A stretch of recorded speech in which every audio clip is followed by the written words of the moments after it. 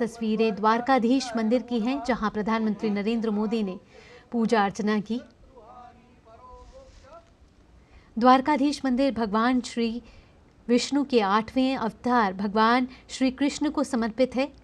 ये मंदिर भारत के गुजरात के गोमती नदी के तट पर द्वारका में स्थित है। 5 मंजिला इमारत ये मंदिर 72 स्तंभों वाला ये मंदिर जगत मंदिर या फिर निज मंदिर के रूप में भी जाना जाता है। पौराणिक कथाओं के मुताबिक ये मंदिर 2200 साल पुराना बताया जाता है और 15वीं और 16वीं शताब्दी में द्वारकाधीश मंदिर का विस्तार किया गया था। और आपको बता दें कि बद्रीनाथ और रामेश्वर के बाद द्वारकाधीश तीर्थ की यात्रा की जाती है।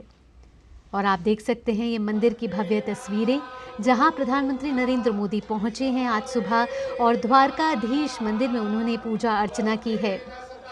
आपको बता दें कि ये मंदिर भारत के गुजरात राज्य के द्वारका शहर में स्थित है और ये जो शहर है द्वारकाधीश जहां मंदिर स्थित है वो गुजरात के ज़िले जामनगर में पड़ता है।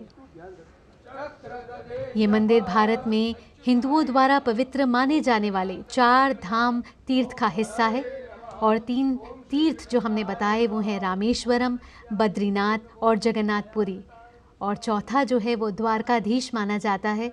सबसे पवित्र तीर्थ धामों में से माना जाता है। गुजरात में स्थित ये मंदिर है और प्रधानमंत्री नरेंद्र मोदी ने आज सुबह यहाँ पूजा अर्चना करी विधि विधान के साथ। और इससे पहले वो बेट द्वारका भी गए सुबह, जहाँ उन्होंने सिग्नेचर पुल का भी उद्घाटन किया। और 2.5 किलोमीटर वाला जो ये सिग्नेचर ब्रिज है वो उस देश का सबसे बड़ा केबल पुल है।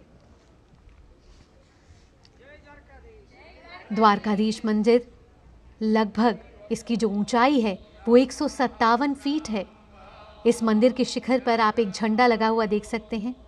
मंदिर के ऊपर जो ये झंडा है, ये जो ध्वज है वो सूर्य और चंद्रमा को दर्शाता है, जो ये दर्शाता है कि जब तक सूर्य और चंद्रमा पृथ्वी पर मौजूद रहेंगे तब तक श्री कृष्ण रहेंगे।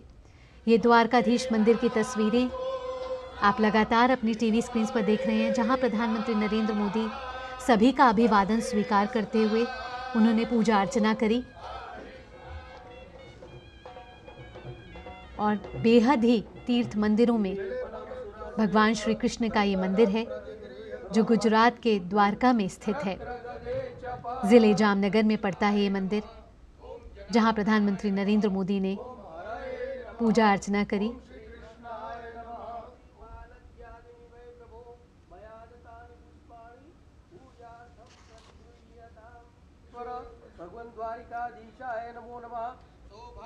आज प्रधानमंत्री राजकोट भी जाएंगे, जहां एम्स की सौगात देने वाले हैं वो, और अपनी इस यात्रा के दौरान 48,100 करोड़ रुपए की विकास परियोजनाएं राष्ट्र को समर्पित करने वाले हैं। प्रधानमंत्री नरेंद्र मोदी ने आज सुबह ओखा मुख्य भूमि और बेट द्वारका को जोड़ने वाला 2.32 किलोमीटर वाला देश का सबसे लंबा केबल आधारित पुल सुदर्शन सेतु का उद्घाटन किया है। और ये जो तस्वीरें हैं वो द्वारकाधीश मंदिर की हैं, जहां प्रधानमंत्री नरेंद्र मोदी ने पूजा अर्चना करी और सभी संतों ने उनका स्वागत किया। हमारे संवाददाता ज़्यादा जानकारी के साथ अश्विनी मिश्र द्वारकाधीश से हमारे साथ जुड़ चुके हैं। अश्विनी, सबसे पहले सिग्नेचर ब्रिज का उद्घाटन किया प्रधानमंत्री नरेंद्र मोदी ने और अब वे द्वारकाधीश पहुंचे हैं और इसके बाद उनकी कई योजनाएं जो हैं वो प्रधानमंत्री नरेंद्र मोदी आज राष्ट्र को समर्पित करने वाले हैं।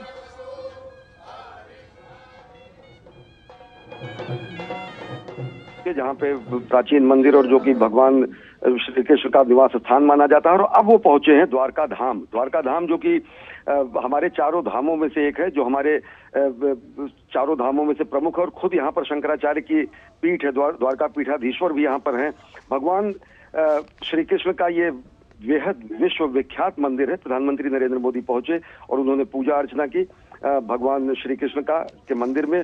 और ये सबसे बड़ी बात यह है कि ये मंदिर जो है बेहद प्रतिष्ठित है, बेहद ही अगाध श्रद्धा का केंद्र है। हमारे चारों धामों में से एक है, जो 4 पीठ स्थापित किए गए भगवान शंकराचार्य द्वारा, आदि शंकराचार्य द्वारा, बद्रिकाश्रम, रामेश्वरम और जगन्नाथपुरी और साथ ही साथ द्वारकापुरी।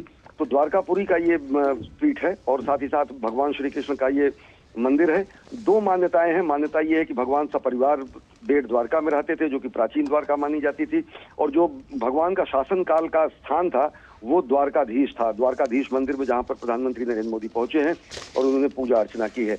और भावना अगर देखें तो सबसे बड़ी बात यह है कि इन दोनों मंदिरों का देश दुनिया के कोने कोने से सनातन धर्म के मतावलंबी और साथ ही साथ अगाध श्रद्धा रखने वाले हिंदू मतावलंबी सब यहाँ पर पहुंचते हैं। और उससे भी बड़ी बात यह है कि यहाँ पर अगर जो नवनिर्माण देखें तो नवनिर्माण भी खुद जबरदस्त तरीके से विकास कार्यों का भी किया गया है। तो विकास और विरासत जिसकी दोनों बातें कही जाती हैं वो जो है यहाँ पर दिखाई देता है। प्रधानमंत्री नरेंद्र मोदी पहुंचे मंदिर में, उन्होंने पूजा अर्चना की और साथ ही साथ शंकराचार्य द्वारका पीठाधीश्वर का उन्होंने उनके प्रति उन्होंने श्रद्धा प्रकट की और खुद द्वारका पीठाधीश्वर शंकराचार्य जी ने उन्हें अंगवस्त्र देकर उनका सम्मान किया। तो विलक्षण क्षण है निश्चित तौर से, अगर देखें एक विकास पुरुष के रूप में और धर्मपरायण प्रधानमंत्री के रूप में, कर्तव्यपरायण प्रधानमंत्री के रूप में, और विकास और विरासत को दोनों को लेकर नए भारत के निर्माण में संलग्न प्रधानमंत्री के रूप में आप देखते हैं कि विशिष्ट तरीके से पूजा अर्चना की है प्रधानमंत्री नरेंद्र मोदी ने द्वारकाधीश मंदिर पहुंचकर द्वारका में। भावना अश्विनी, हम देखें तो पौराणिक कथाओं में भी द्वारकाधीश मंदिर की अपनी एक महत्वता है, अपना एक इतिहास है और अपना एक महत्व है। अगर हम बेट द्वारका को देखें तो वहाँ पर भी अपनी एक पौराणिक रचनाएं हैं। अगर हम दोनों मंदिरों को देखें और दोनों के इतिहास को देखें तो किस तरीके से ये मंदिर जो हैं तीर्थ स्थान के रूप में उभरे हैं और लाखों श्रद्धालु जो हैं लगातार यहाँ आके पूजा अर्चना करते हैं।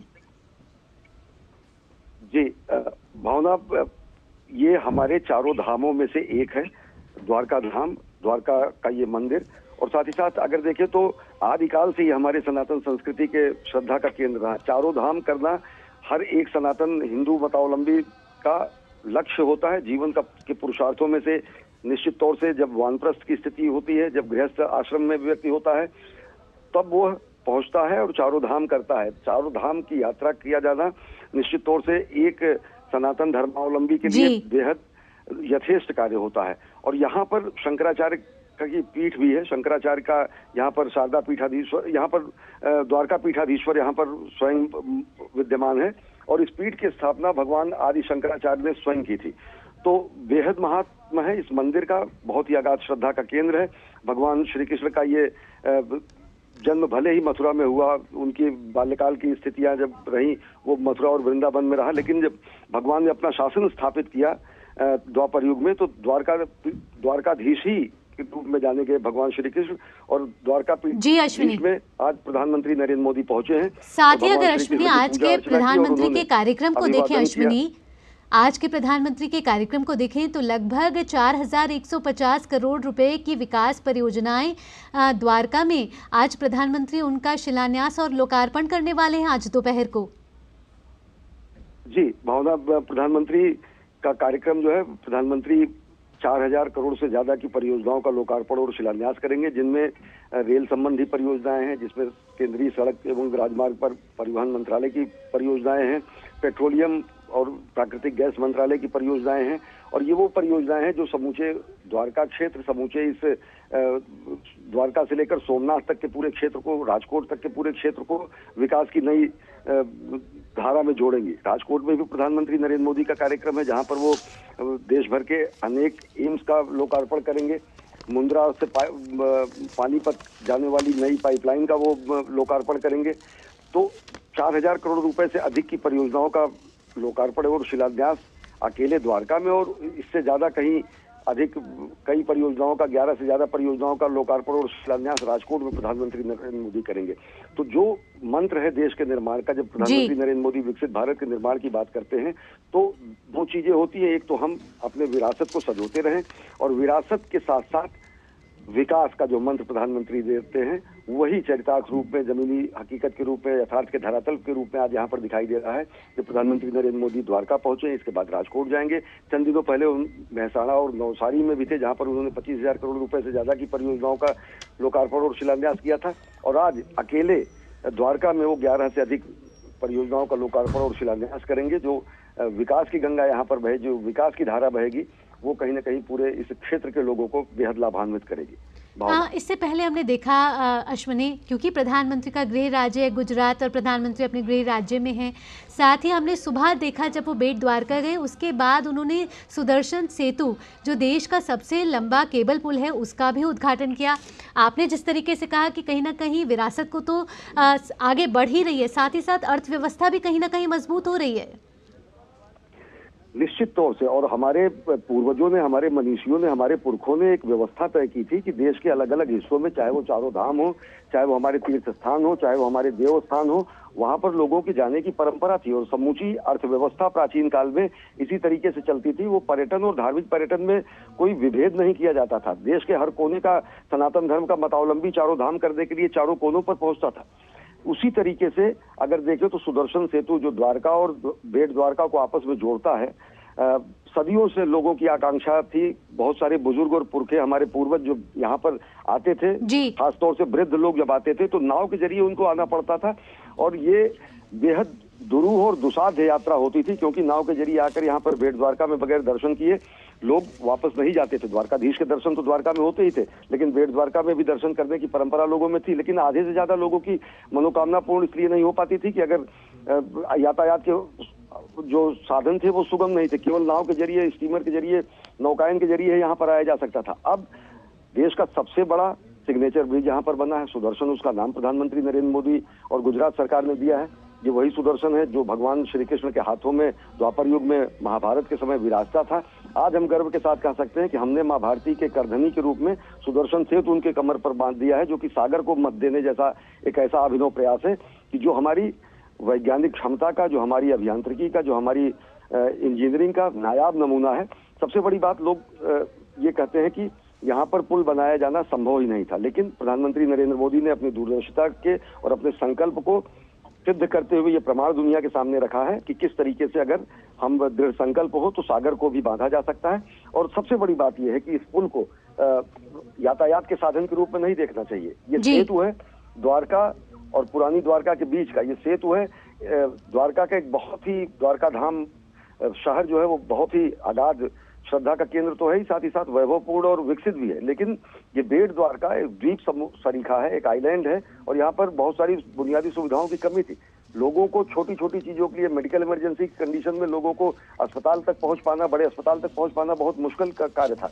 महिलाओं के लिए अस्पतालों की सुविधाएं लेना बहुत मुश्किल का कार्य था। अभी हमने लोगों से बात की तो लोग बहुत आह्लादित हैं, वो प्रसन्न है कि चाहे वो मेडिकल इमरजेंसी की बात हो, चाहे वो एजुकेशनल फैसिलिटी की बात हो, चाहे फिर देश के मुख्य भूमि से जुड़ने का एहसास हो, तो ये यहाँ के लोगों को देश के मुख्य भूमि से तो जोड़ेगा ही, साथ ही साथ यहाँ पर नए अवसर रोजगार के, स्वरोजगार के पैदा करेगा। और सबसे बड़ी बात यह है कि पूरी दुनिया ये देख रही है कि किस तरीके से अपने विरासत के वैभव को समेटते हुए भारत नए भारत का निर्माण कर रहा है प्रधानमंत्री नरेंद्र मोदी के सशक्त नेतृत्व में। भावना जी अश्विनी, इन तमाम जानकारियों के लिए आपका बहुत बहुत धन्यवाद। तो आप ये ताज़ा तस्वीरें देख रहे थे प्रधानमंत्री नरेंद्र मोदी की, जहां प्रधानमंत्री नरेंद्र मोदी आज गुजरात के दौरे पर हैं और गुजरात दौरे